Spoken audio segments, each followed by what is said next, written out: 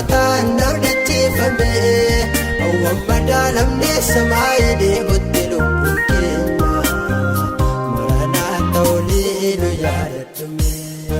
alangaan rakkinaas nu miidheera jabaannee nu kaanarra akka bittoobsinaa nimni mindaa badaasa tolootaaf qophaa'e ijaan yoo margina kuuficha ulfinaa alangaan rakkinaas nu miidheera jabaannee nu kaanarra akka bittoobsinaa ardii haaraadhaan baafannaan roobsu keessa keenya maqaanuu bilisoomse yoo faarsinaa.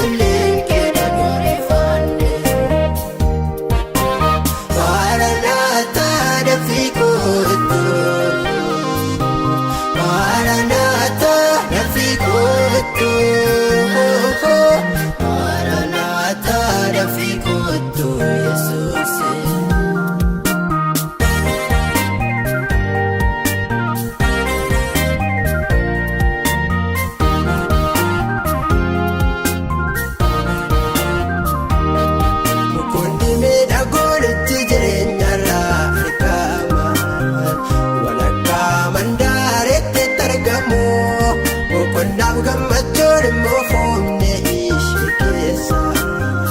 sagaleen wayyoolee dhagayamu burqoonni ishee boonas ganna siin bu'aani bara baraan dhugaanii deeboo ba'uu uumamni martinuu teessoo isaatti waan ga'ani jedhuulichaan garannaa ga'u hin turiinee dafii kottuu. Dafii kottuu, dafii kottuu yesus.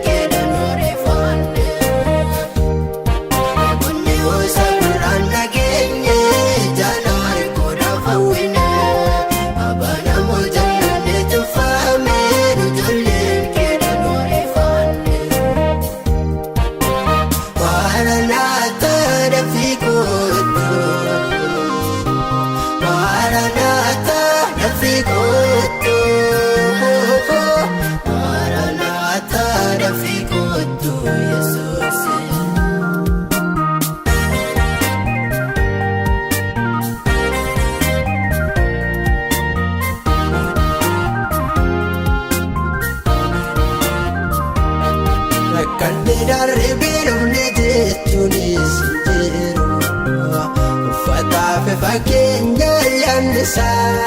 itti caala gammachuun jiraattota achi keessa adduunaa tola jireenya isaa Yihuudiin Giriikii jennee qomoo wal foonii naafa hunduu akka aduusaatti wal jaallata bara wal qixxummaa mirkanaa'u eegaa jira ariifadhuun of kottuu maranaataa hin turiin dafii kottuu hin turiin dafii kottuu hin turiin dafii kottuu yesus eebonni wasa qoraan nageenye ijaan arguudhaaf hawwine abanamu jannanne tuffaame ijoolleen keedhan oreeffanne eebonni wasa qoraan nageenye ijaan arguudhaaf hawwine abanamu jannanne tuffaame ijoolleen keedhan oreeffanne Maranatha dafii kottuu Maranatha dafii kottuu Maranatha dafii kottuu yesus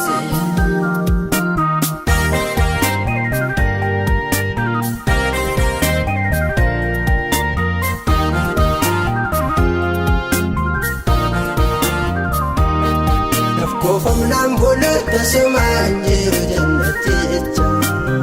hundumtiin utuulee nuuf kennamu lammataa bu'uuf dhiphachuun deebi'een argamu dhibeen keenya sitti yaadatamu mochoo biqilfannee qilleensootarra ol barreefne addunyaa cubbutti hin qubne daawwannaa teessoo hoolachaa jala bakka buufataa godaanne darbiilee barooma baraan jiraanna hin turiin dafii kottuu hin turiin dafii kottuu hin turiin dafii kottuu yesus eebonni wasa qoraan nageenye